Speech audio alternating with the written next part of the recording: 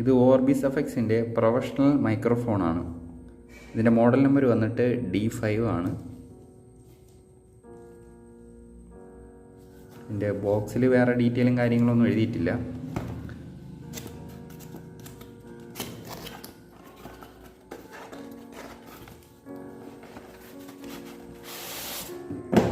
വേറൊരു കാർട്ടൺ ബോക്സിനകത്താക്കിയാണ് ഇത് പാക്ക് ചെയ്ത് വന്നിരിക്കുന്നത്.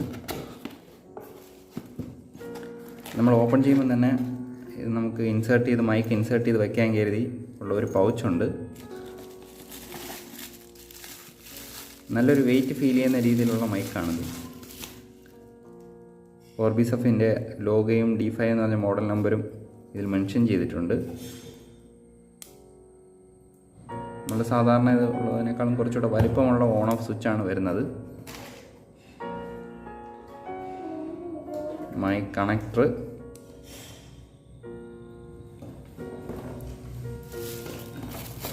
പിന്നീട് ഇതിനകത്തുള്ളത് ഒരു മൈക്ക് സ്റ്റാൻഡിൽ വയ്ക്കുന്ന ഒരു ഹോൾഡറാണ് വരുന്നത്.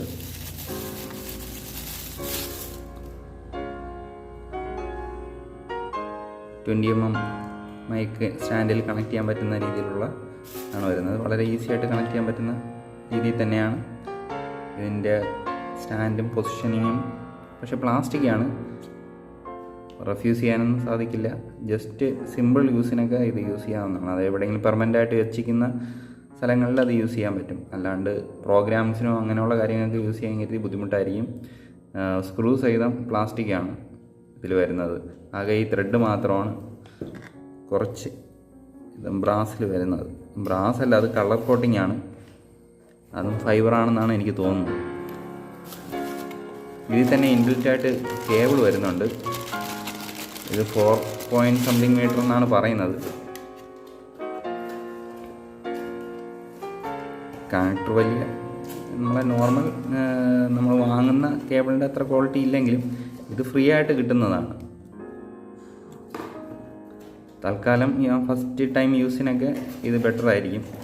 ഇത് ഏകദേശം 4 മീറ്ററോളം ഉണ്ടെന്നാണ് അത് പറയുന്നത്. വൈക്കം മുഹമ്മദ് ബഷീർ ഒരു കത്ത് എന്നെ ഏൽപ്പിച്ചിട്ടുണ്ട്. എന്നെയല്ല ശരിക്കും ഏൽപ്പിച്ചത്, എന്റെ പിതാവിനെ ഏൽപ്പിച്ചതാണ് 1986 മെയ് മാസത്തിൽ. ആ കത്ത്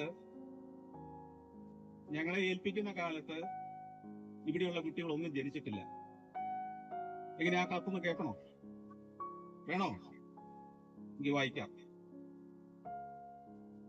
പ്രിയപ്പെട്ട കുട്ടികളെ, നിങ്ങൾ പോക്രികളും പോക്രിച്ചികളും ആകരുത്.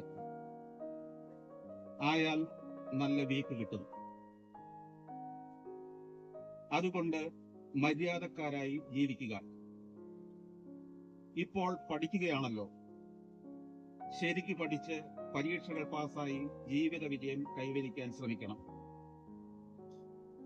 നിങ്ങളുടെയൊക്കെ പ്രായക്കാരായ ഒരുപാട് ലക്ഷം കുട്ടികൾ വിദ്യാഭ്യാസത്തിന് സൗകര്യങ്ങളില്ലാതെ ജീവിക്കുന്നുണ്ട്. അതൊക്കെ നിങ്ങൾ ഓർക്കണം. ചീത്തക്കൂട്ട് കൂടരുത്. ശരീരത്തിന്റെയും മനസ്സിന്റെയും ആരോഗ്യം സൂക്ഷിക്കണം. സ്വന്തമായി ചിന്തിക്കാനും പഠിക്കാനും പറ്റണം. തല ഗ്യാസ് കിട്ടിയാക്കരുത്. നിങ്ങൾക്കെല്ലാം ദീർഘായുസ് നേരുന്നു. സുഖവും വിജയവും. മംഗളം. വൈക്കം മുഹമ്മദ് ബഷീർ.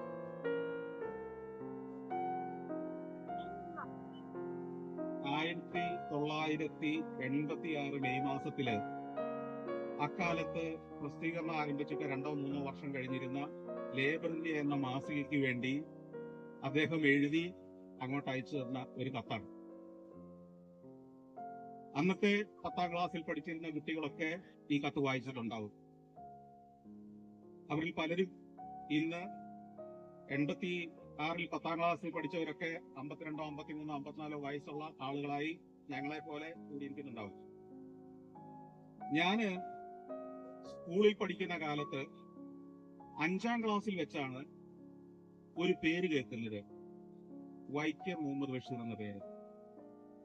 അക്കാലത്ത് ഒരു ബാലമാസിക ഉണ്ടായിരുന്നു. ഇപ്പൊ ആ പ്രസിദ്ധീകരണം ഇല്ല. പൂമ്പാറ്റ എന്നായിരുന്നു അതിന്റെ പേര്. കേട്ടിട്ടുണ്ടോ പൂമ്പാറ്റ? മുതിർന്ന കുട്ടികളാണ് അതിന്റെ എല്ലാം വായനക്കാർ. അവരെല്ലാം ഇന്ന് തലയാട്ടുന്നുണ്ട്. ഈ പൂമ്പാറ്റ കൃത്യമായിട്ട് വീട്ടിൽ വരുമായിരുന്നു. എന്റെ പിതാവ് എല്ലാ മാസവും, അന്ന് മാസത്തിൽ ഒരു തവണയായിരുന്നു ആദ്യം ഉണ്ടായിരുന്നത്, പിന്നീട് എനിക്ക് തോന്നുന്നു മാസം 2 തവണയാക്കി, ഈ പൂമ്പാറ്റ വാങ്ങിക്കൊണ്ടുവന്ന് ഞങ്ങൾക്ക് തരും. കൊണ്ടുവന്ന് തരികയല്ല, അദ്ദേഹം വളരെ വൈകിയ വീട്ടിൽ വരിക. വരുമ്പോ അത് അവിടെ കൊണ്ടുവന്ന് ഒരു മേശയിൽ വെച്ചിട്ടുണ്ടാവും. ഞങ്ങൾ പിറ്റേന്ന് രാവിലെ ഉണർന്ന് എഴുന്നേൽക്കുമ്പോൾ കാണുന്നത് ഈ പൂമ്പാറ്റയാണ്. അതിലെ ഒരു ലക്കം പൂമ്പാറ്റയിൽ ഒരു കഥയുണ്ടായിരുന്നു. ആ കഥയുടെ കുറച്ചു ഭാഗം ഇങ്ങനെയായിരുന്നു.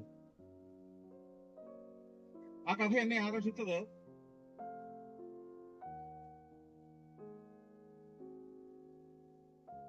അതിന്റെ ഒരു കുറച്ചു ഭാഗം ഇങ്ങനെയാണ്.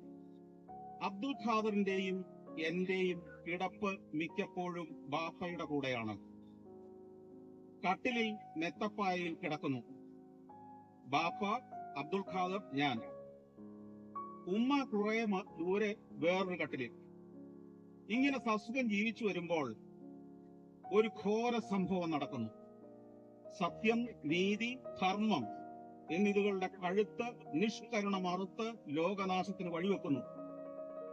സംഭവം ശുദ്ധ മൂത്രമാകുന്നു. ആരോ കിടക്കപ്പായയിൽ കിടന്ന് രാത്രി മൂത്രമൊഴിക്കുന്നുണ്ട്. ആരാണത്? അബ്ദുൽ ഖാദറാണോ? ഞാനാണോ? ഒരു പിടിയുമില്ല. ആരെ തല്ലണം? ഉമ്മായും ബാപ്പായും കിണഞ്ഞാലോചിച്ചു.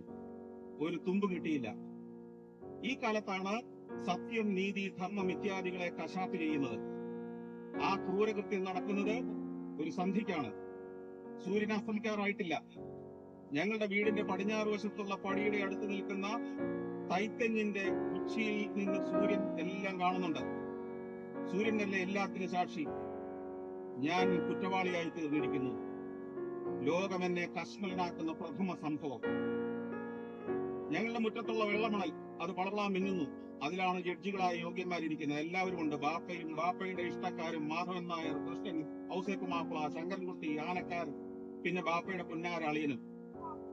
എന്റെ മാമയും വലിയ വഴക്കാളിയും ഭയങ്കര ഒച്ചക്കാരനും ഒത്ത ഫയൽമാനുമായ പാലശ്ശേരി മുഹമ്മദ്, മാമയുടെ മടിയിൽ ചട്ടുകാലനും ചെല്ലപ്പിള്ളയുമായ അബ്ദുൽ ഖാദർ പ്രശോഭിക്കുന്നു.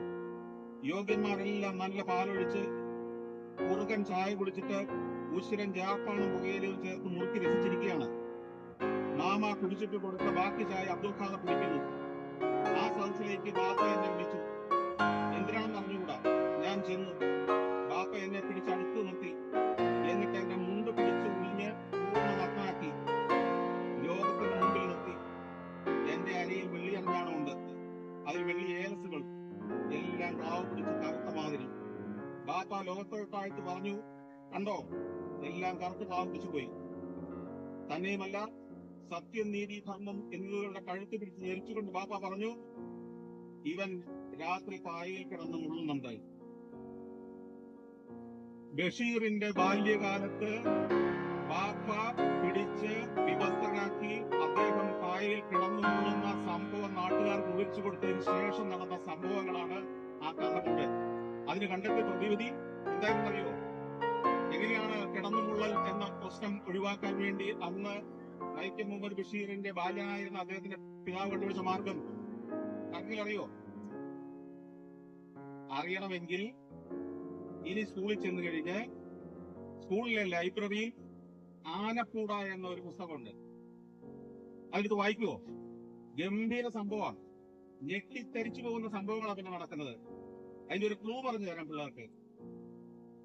അവര് കണ്ടെത്തിയ മാർഗം എന്നറിയോ? ഒരു വമ്പൻ കൊമ്പനാനയെ മിറ്റത്ത് കൊണ്ടു നിർത്തണം. എന്നിട്ട് ഈ കൊമ്പനാനയുടെ കാലിനിടയ്ക്കൂടെ ബഷീർ നടന്നു പോണം.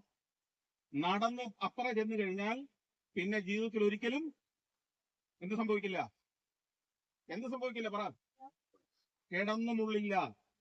അതിനുവേണ്ടി ഇദ്ദേഹത്തെ നടത്തുകയാണ് ഇതിനിടയ്ക്കൂടെ. മൂപ്പർക്ക് പേടിയാണ്, കടക്കാൻ പറ്റുന്നില്ല. കാലിന്റെ ഇപ്പുറത്തൊന്ന് നിൽക്കുകയാണ്.